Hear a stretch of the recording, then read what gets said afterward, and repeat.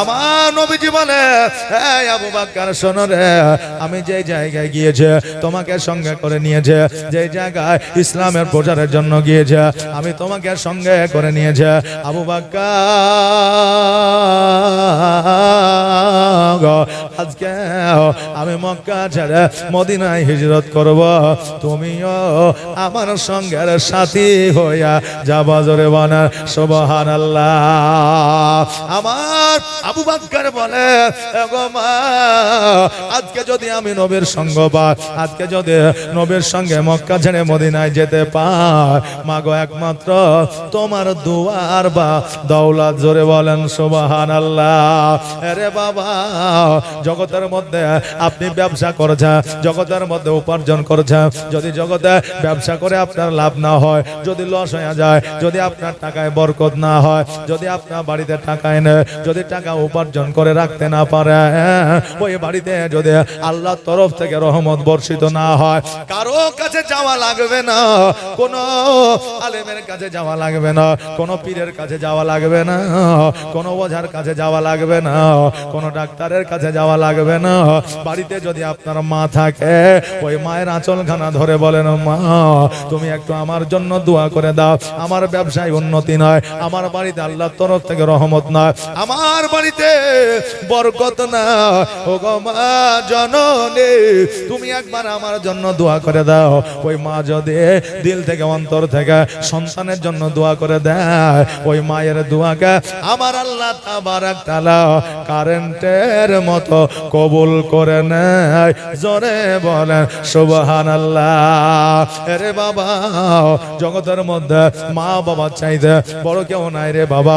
আজকে জগতের মধ্যে যত কেউ এসেছে তাকে আলেম রূপে দেখলে সে যে আলেম হয় সেটা নয়, তাকে পীরের রূপে দেখলে সে যে পীর হয় সেটা নয়, মাথায় টুপি গায়ে জুব্বা থাকলে সে যে আল্লাহওয়ালা হয় সেটাও নয়। কারণ বর্তমানে ব্র্যান্ডেড মাল যেমন আছে তেমনি ডুপ্লিকেটও আছে, না নাই?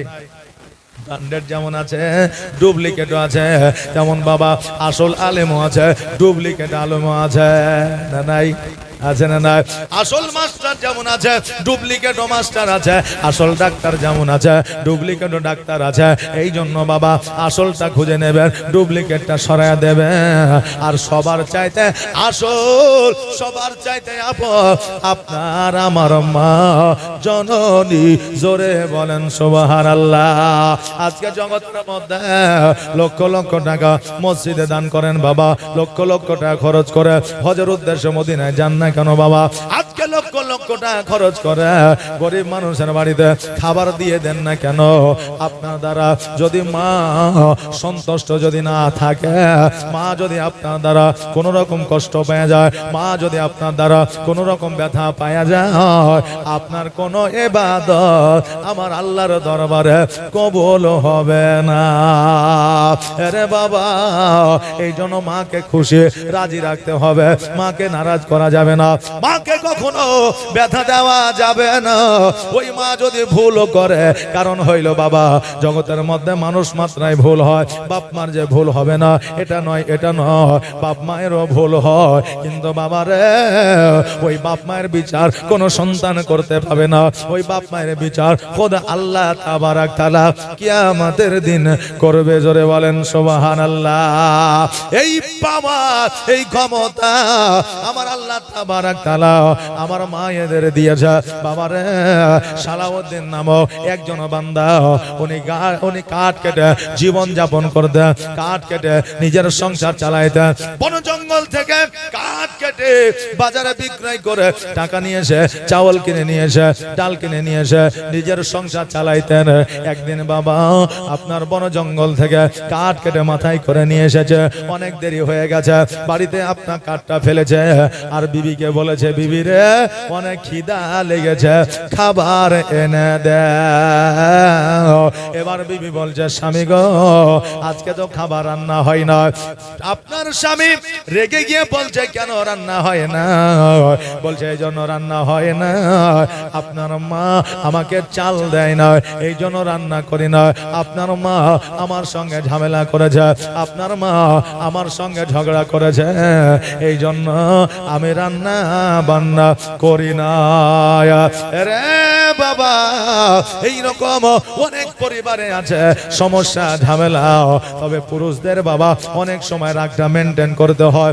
অনেক সময় বিবির কথা শুনে রেখে গেলে হবে না, মায়ের কথা শুনে রেখে গেলে হবে না। নিজেকে স্থির করতে হবে, ভাবতে হবে, জানতে হবে, তারপরে বিচার করতে হবে। তবে বাবা মা যতই অন্যায় করুক না কেন, তবুও মায়ের বিচার করা যাবে না। বউ অন্যায় না করলেও বউকে নিজের স্ত্রীকে সান্ত্বনা দিতে হবে। এটাই শরীয়তের আইন কানুন। জোরে বলেন সুবহানাল্লাহ। বাবাজি ভাইরা, ওই সালেউদ্দিনের বিবি যখন বলল তোমার মা আমার সঙ্গে ঝগড়া করে যায়, এই জন্য রান্না বান্না হয় নাই, ওই সালেউদ্দিন সঙ্গে সঙ্গে নিজের ঘর থেকে বাইর হইয়া মায়ের ঘরে প্রবেশ করলে। এবার মা যেন আগুন জ্বালায়া শীতের দিনে আগুন পোয়াইতেছে, সন্তান পেছন থেকে মায়ের পিঠে লাথি মেরে দিল। মা আগুনের মধ্যে পড়ে গেল। ওই সন্তান চিন্তা করলো মাকে লাথি মেরে ভুল করে দিয়েছে, মায়ের কাছ থেকে ক্ষমা চেয়ে নিব। এবার মাকে যখন ওই আগুন থেকে তুলতে যাচ্ছে, যে মা আর জগতে না, সন্তানের লাথিতে মা এই জগৎ ছেড়ে পরজগৎ গমন করেছে। এরে আমার বাবা যে ভাইরা, এবার ওই সন্তান ভুল বুঝতে পেরেছে, ওই সন্তান জানতে পেরেছে মাকে লাথি মেরে বড় অন্যায় করেছে, মায়ের সঙ্গে জুলুম করে বড় অন্যায় করেছে।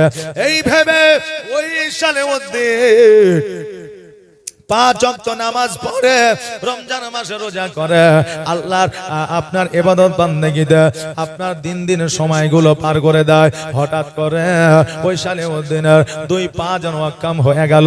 হঠাৎ করে একদিন 2 হাত যেন অকাম হয়ে গেল। চোখের জ্যোতি যেন কমে গেল, মুখের কথা যেন বন্ধ হতে লাগলো, কান দিয়ে কথাবার্তা শুনতে কম পাইতে লাগলো।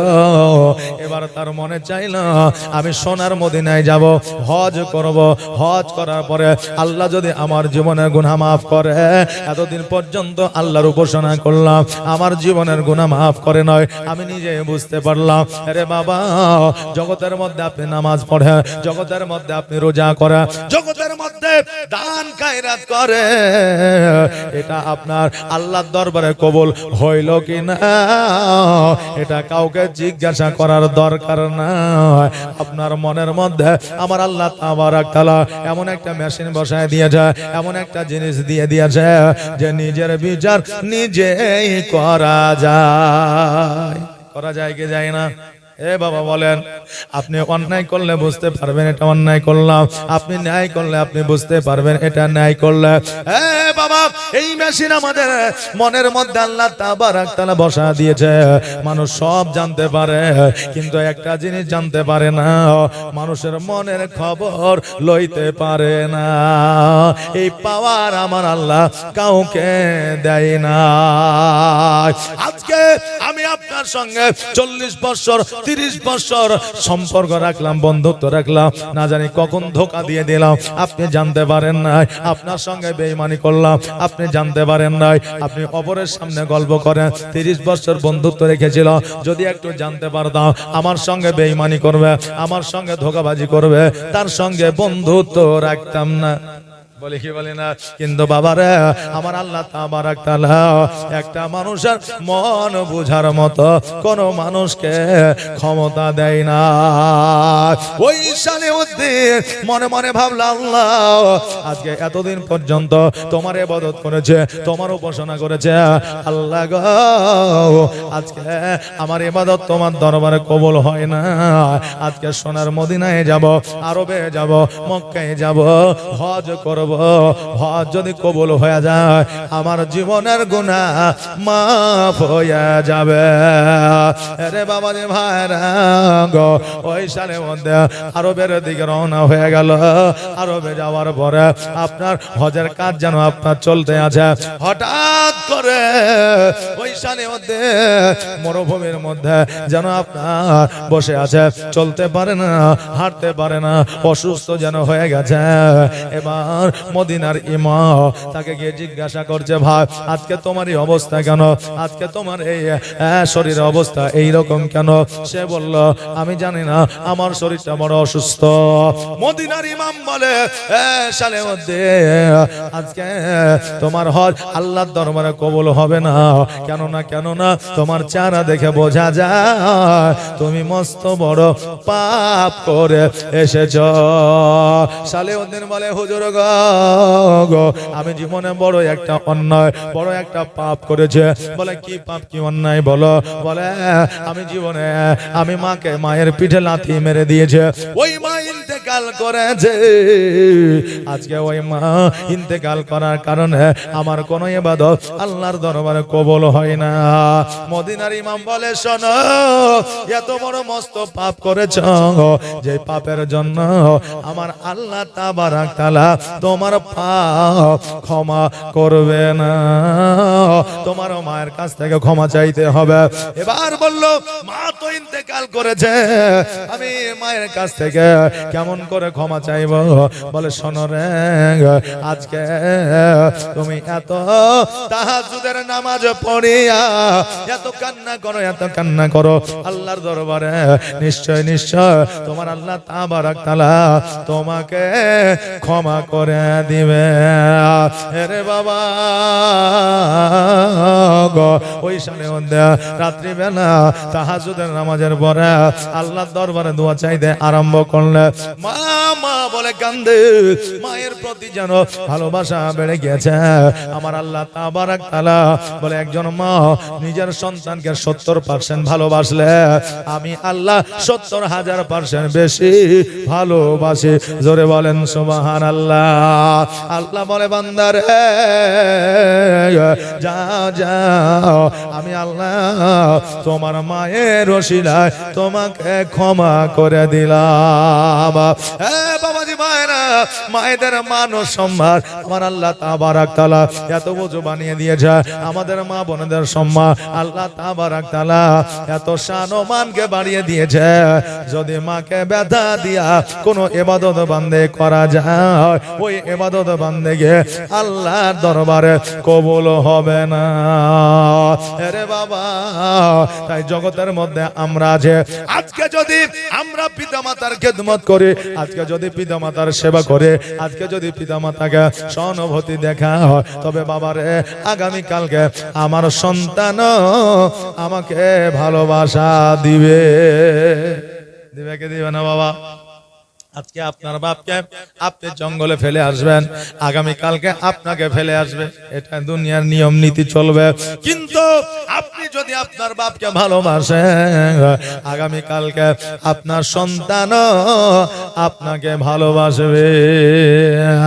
আরে বাবা, জগতের মধ্যে এমন একটা সিস্টেম চালু হয়ে গেছে, বলে আমি তো আব্বাকে দেখি, মাকেও দেখি, কিন্তু বাপ মা কত যে কষ্ট করে ওই সন্তান লক্ষ্য করে না। কিন্তু জগতের মানুষকে দেখা দেয়, সন্তানেরা মনে করে বাপ মাকে আমরা ব্যথা দিব না, বেদনা দিব না, কিন্তু জগতে চলাফেরা করতে গিয়ে তাদের দ্বারা হয়ে যায়, তারা নিজেও বুঝতে পারে না। আজকে কোন গল্প শুনে, কোন কাহিনী শুনে, যে এই কাহিনীতে বাপ মার প্রতি সন্তানেরা অত্যাচার করে, বাপ মার প্রতি সন্তানেরা জুলুম করে, ওই ঘটনা শোনার পরে আমরা বাবা কান্না করি না, করি না? অনেকে আছে গল্প শুনছে, মাকে ভাত দেয় না, বাপকে ভাত দেয় না। আমরা বলি অনেকে যে এমন সন্তানকে জন্ম দেওয়ার চাইতে না জন্ম দেওয়াই ভালো ছিল। এই আবার কেমন সন্তান যে নিজের বাপ মাকে ভাত দেয় না। আজকে যে বুদ্ধি দিছে, বিদ্যা দিছে, সেই বাড়িতে তার বাপ মাকে সে নিজেই ভাত দেয় না। কথা বললেন যে কাঁদছে, সেই বাবা দেয় না। এই জন্য বাবা নিজেকে আগে সতর্ক হতে হবে, নিজেকে ভালো হতে হবে, তবে বাবা সবাই ভালো হয়ে যাবে। জি বাবা, অপরকে কষ্ট দিবে এই রকম মানুষ চিন্তা ভাবনা না করিয়া এমন কথাও বলে দেয় রে বাবা, যে কথাটাই কষ্ট পাওয়া যায়। সহজ মনে কেউ কথা বলে, কিন্তু ওই কথাটাই মানুষ কষ্ট পায়, যে বলে সেও জানতে পারে না। এরকম কথা হয় কেউ হয় না? একজন জামাই শ্বশুর বাড়ি গেছে, শ্বশুর বাড়িতে যাওয়ার পরে এখন শাশুড়ি একটা মুরগি কেটেছে। জামাই বাড়িতে গেলে অনেক শ্বশুর শাশুড়ি মুরগি কাটে না, দেশি মুরগি জামাইকে খাওয়াবো আদর করে যত্ন করে। হ্যাঁ, তো এই শাশুড়ি বললেন একটা মুরগি কেটেছে। এখন জামাই বলছে যে মা, এই মুরগি কাটার কি দরকার ছিল, সবজি টবজি দিয়ে দেন, ওই খায় বাড়ি চলে যেতাম। তখন শাশুড়ি বলছে কি করবো বাপ, বাড়িতে আমার একটা দুইটা মুরগি লয়, 12-13টা মুরগি, তো একটা না হয় কাটলাম, জানবো শিয়াল কুকুরে খাইয়ে নিয়েছে। কথা বলছেন না, যে 13টা 14টা মুরগি, এই একটা মুরগি কাটলাম তো কি হইলো, জানবো যে শিয়াল কুকুরে খাইয়ে নিয়েছে। এদিকে জামাই রাগ করে নিয়েছে, তাইলে কি আমাকে শিয়াল কুকুর ভাবছে? কিন্তু শাশুড়ি কিন্তু আপনার জামাইকে ব্যথা দেওয়ার জন্য কথাটা বলে নাই, কিন্তু বাবা কথাটা চলে গেছে। ওই রকম আমরা অনেকেই চেষ্টা করে পিতা মাতাকে কষ্ট দিব না, পিতা মাতাকে যন্ত্রণা দিব না, কিন্তু দুনিয়ার রুলস, দুনিয়ার নিয়ম ও নীতি এই চলতে গিয়ে বাবা আমাদের দ্বারা ব্যথা বাপ মা পেয়ে যায় বেরাদার। তবে এই বাপ মা যদি ব্যথায় ব্যথিত হয়, সন্তানের প্রতি যদি অখুশি থাকা যায়, তো বেরাদার ওই সন্তানের বাড়িতে কোন রকম ভাবে আল্লাহর তরফ থেকে রহমত বর্ষিত হবে না, হবে না, হবে না। জোরে বলেন সুবহানাল্লাহ। এ বাবাজি ভাইরা, ও আমার মা বোনেরা, এই মা এমন একটু মায়ের মানে মর্তবা আমার আল্লাহ তাবারাক তাআলা বাড়িয়ে দিয়েছে। এই মায়ের কদমে আমার আল্লাহ খোদ জান্নাত দিয়েছে। জোরে বলেন সুবহানাল্লাহ। আরে বাবা, আমরা হযরত ওয়াইসুল কর্ণের নাম শুনেছি না শুনি নাই বাবা? ওয়াইস কর্ণের নাম শুনেছে। ওই ওয়াইস কর্ণ রাদিয়াল্লাহু তাআলা আনহু জীবনে কোনোদিন মদিনায় যায় না, জীবনে কোনোদিন আরবের মাটিতে পা দেয় না, কিন্তু আমার নবী মুস্তাফা সাল্লাল্লাহু তাআলা আলাইহি ওয়াসাল্লাম জগৎ থেকে যখন আড়াল হয়ে যাবে, ইন্তেকাল করবে, তখন ওমর ফারুককে ডাক দিলেন, আবু বকর সিদ্দিককে ডাক দিলেন, ওসমান গনিকে ডাক দিলেন, আলীকে ডাক দিলেন। ডাকার পরে বলে, ওমর শোনো রে, তুমি আলী আর ওসমান গানে আমার এই জুব্বা মুবারক খানা না, আর এই জুব্বা মুবারক খানা আমার একজন ভক্ত আছে, আমার একজন মহব্বতকারী আছে, যার নাম হলো ওয়াইস কর্ণ। আজকে তার কাছে এই জুব্বা খানা পৌঁছায়া দিবা। উমর বলে, ইয়া রাসূলুল্লাহ, নবী গো, ও গো, আজকে যে ওয়াইস কর্ণের নামটা আপনি বলছেন, ওই ওয়াইস কর্ণকে কিন্তু আমরা চিনি না, জীবনে কোনোদিন দেখি না। আজকে তাকে কেমন করে আমার আপনার জুব্বা মুবারক খানা দেব? আমার দয়ার নবী বললে, ওয়াইস কর্ণ শোনো রে, আজকে সে আমাকে দেখে না, আজকে আমার সঙ্গে সামনে সামনে প্র্যাকটিক্যালে কোনোদিন আসি না, তবে আমি তোমাকে বলে যা, ওই ওয়াইস কর্ণের বুকে সাদা দাগ টানা টানা আছে। ওয়াইস কর্ণ কে দেখবে, তার জীবনটা উস্কো খুস্কো, গরিব মানুষ, বড় জঙ্গলে বসবাস করবে, তার শরীর থেকে মেশকে আম্বারে খুশবু বার হবে। আরে ওমর তাকে জিজ্ঞাসা করবে তার নামটা কি, সে যদি বলে ওয়াইস কর্ণ, আমার জুব্বা খানা তার হাতে উঠাইয়া দেবে। আমার নবী মুস্তাফা সাল্লাল্লাহু তাআলা আলাইহি ওয়াসাল্লাম 63 বছর জীবন যাপন করার পরে ইহ জগৎ ছেড়ে যখন পরজগৎ গমন করলেন, ওমর ফারুক রাদিয়াল্লাহু তাআলা আনহু ওসমান গনিকে ডাকলেন, আলীকে ডাকলেন, বলে আলী,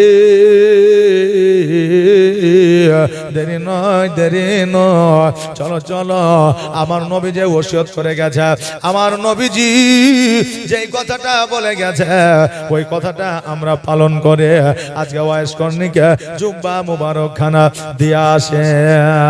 হযরত উমর ফারুক রাদিয়াল্লাহু তাআলা আনহু, হযরত ওসমান গনি, হযরত আলী রাদিয়াল্লাহু তাআলা আনহু, ওনারা যেন মিশরের বুকে, সিরিয়ার বুকে ওয়াইস কর্ণীকে যেন খুঁজতে আরম্ভ করলেন। সারা রাত খোঁজে কিন্তু যেন পাই না। যখন এক সপ্তাহ ধরে খোঁজাখুঁজি করে ওয়াইস কর্ণী যখন কোনো খোঁজ পাওয়া গেল না, উমর বলল, শোনো, আজকে ওয়াইস কর্ণীর হয়তো আর খোঁজ পাওয়া যাবে না। চলো চলো আমরা পুনরায় সোনার মদিনায় ফিরে যাই। এবং তিন খলিফায়ে রাশেদ যেন বাবা রাস্তা দিয়ে চলে আসছে। হঠাৎ করে লক্ষ্য করে দেখছে যেন রাস্তার সাইডে সাইডে, রাস্তার ধারে ধারে যেন অনেক মানুষজন দাঁড়িয়ে আছে। পুরো রাস্তাটাই যেন খালি। উমর বলছে, কি ব্যাপার? রাস্তায় মানুষ নাই, জন নাই, চারি সাইডে মানুষ দাঁড়িয়ে আছে, ব্যাপারটা কি, কারণটা কি? এবার গিয়ে জিজ্ঞাসা করছে, ভাই রে, আজকে রাস্তায় মানুষ নাই, চারি সাইডে মানুষ দাঁড়িয়ে আছে, কারণটা কি? বলো বলো গো। আজকে সেই দেশের মানুষেরা বলতেছে, উমর, তুমি কি জানো না, জানো না এই পথ দিয়ে একজন বান্দা হেঁটে যায়, ওই বান্দার জন্য সবাই দাঁড়িয়ে আছে। বলে, না জানি বান্দার মধ্যে অলৌকিক কি আছে? বলে, অলৌকিক কিছুই না, ওই বান্দা দেখতে অত ভালো না, ওই বান্দার শরীরটা উস্কো খুস্কো, চুলগুলো হলো উস্কো খুস্কো, মনে হয় গোসল করে কি করে না, বড় জঙ্গলে বসবাস করে, কি খায় না খায় জানি না, তবে রাস্তা দিয়ে সে বাজারে যায়। আর যখন রাস্তা দিয়ে বাজারে যায়, তার শরীর থেকে মেসকে আম্বারে খুশবু বের হয়। আজকে আমরা ওই খুশবুটা নেওয়ার জন্য এ রাস্তার ধারে দাঁড়ায়া আছি। ওমর বলে, আলী, আর খোঁজা লাগবে না, আর কোথাও যাইতে হবে না। আজকে যেই বান্দা আসছে রে, এই বান্দার অন্য কেউ নয়, এই বান্দাই হলো হযরতে ওয়াইস করণী। বাবাজি ভাইরা আমার, হযরত ওয়াইস করণী রাদিয়াল্লাহু তাআলা আনহু রাস্তা দিয়ে চলে আসে। ওমর ফারুক রাদিয়াল্লাহু তাআলা আনহু তার সামনে যে দাঁড়িয়েছে, বলছে, আল্লাহর বান্দা শোনো, তোমার নামখানা কি একবার বলো।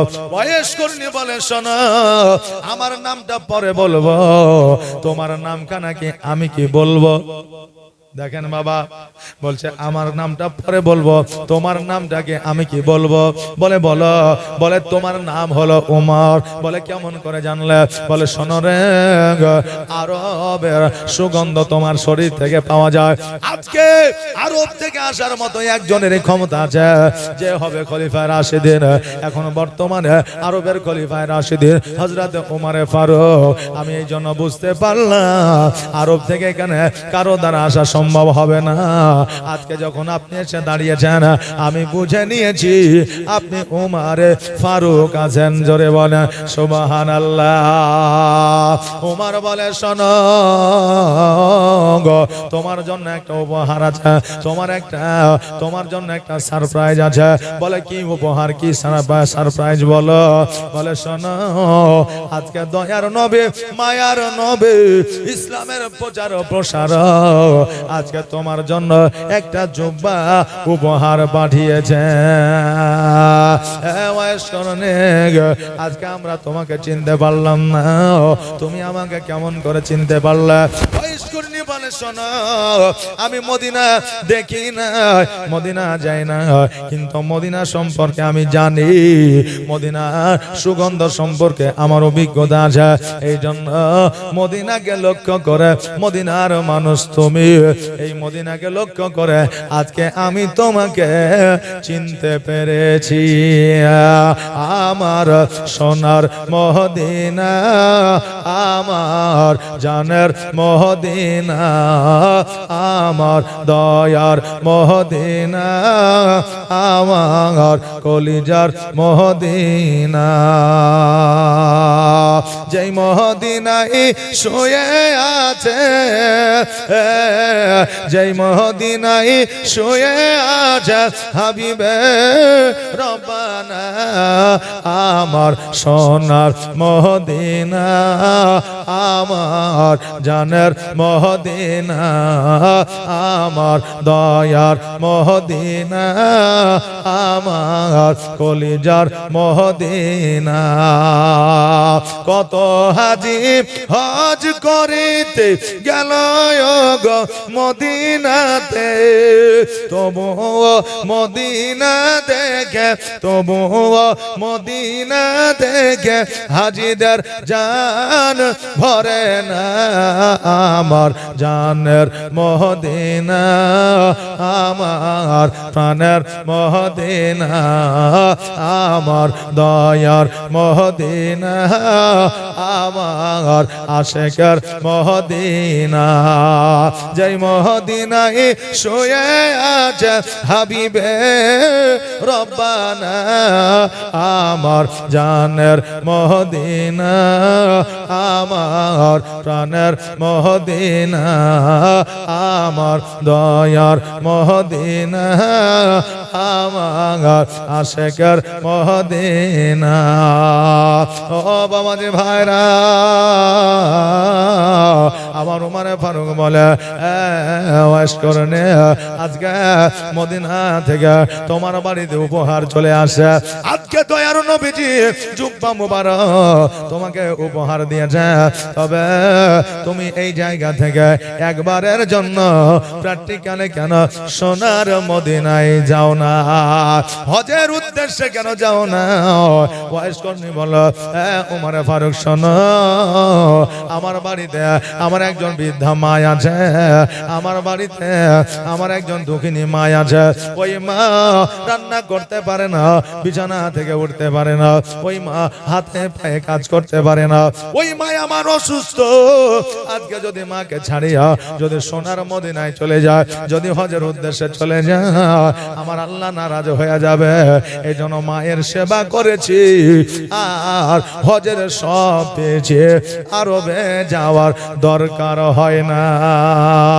আরে বাবা, মাকে যদি মহব্বত করা হয়, মায়ের সঙ্গে যদি সম্পর্ক ভালো রাখা হয়, মায়ের যদি সেবা করা হয়, মায়ের যদি যত্ন নেওয়া যায়, আমার আল্লাহ তাবারাক তাআলা ওই সন্তানের নেকির খাতায় একটা করে মাকবুল হজের সব দান করে দেয়। জোরে বলেন সুবহানাল্লাহ।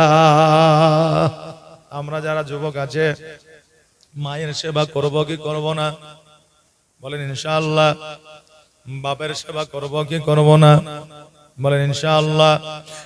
বাবা, জগতের মধ্যে আজকে আপনার বাপকে আপনার মাকে লক্ষ্য করে দেখেন, যে সন্তানের জ্বর হইলে মা রাত্রি বেলায় ঘুমাতে পারে না, যে সন্তান কান্না করলে মা কান্না করেছে, যে সন্তান একবেলা খাবার না খাইলে মা খাবার খাই না, যেই সন্তান একটা মিষ্টি খাওয়ার জন্য কেঁদেছে, বাপে টাকা ধার করে সন্তানকে মিষ্টি নিয়ে এসে খাইয়েছে, নিজের বাপ চপ্পল না কিনে সন্তানকে চপ্পল কিনে দিয়েছে, নিজের বাবা পবিত্র ঈদে আনন্দের দিনে নিজের পোশাক না কিনিয়া নিজের সন্তানকে কিনে দিয়েছে। আজকে এই দিনগুলা কি একবার তোমার মনে পড়ে না?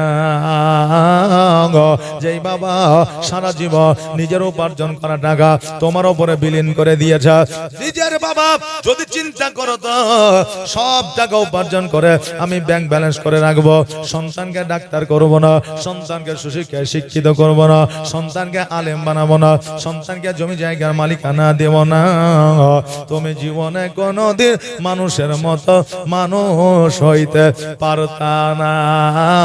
ওই বাপকে কেমন করে তুমি ভুলে যাও, ওই বাপকে কেমন করে তুমি আঘাত দাও, ওই মা জননীকে তুমি না খাওয়ায়া তুমি কেমন করে বাড়িতে বসিয়া গোস্ত ভাত খাইতে পারো?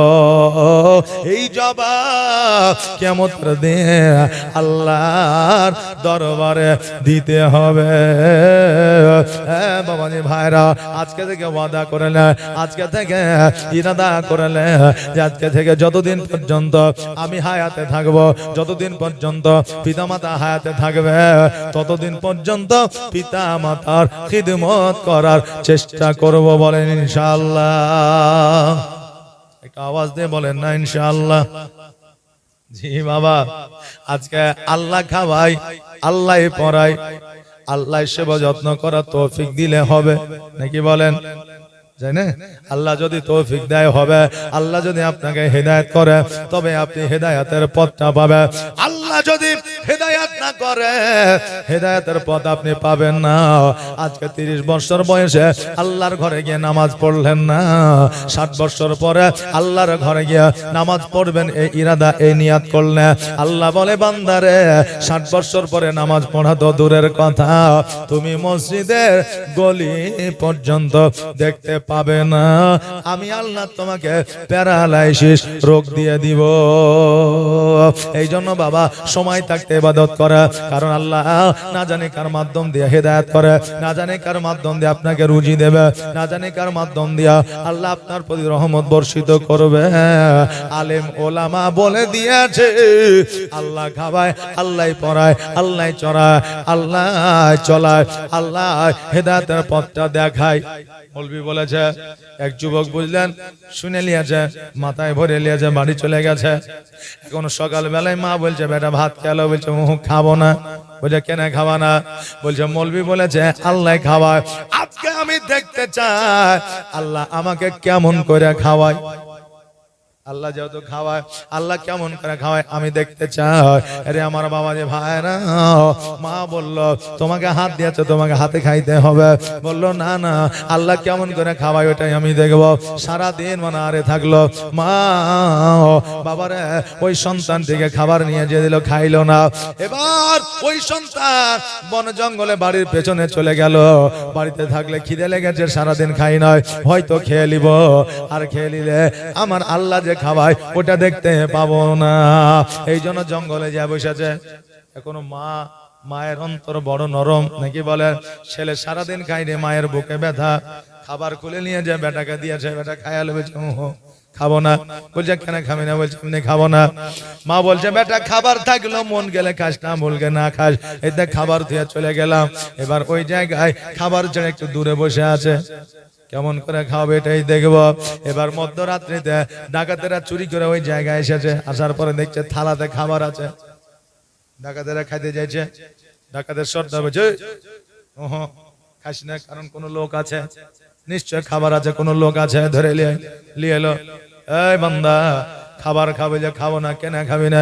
এমনি খাবো না। শোন খা খাবার। বলছে খাবো না।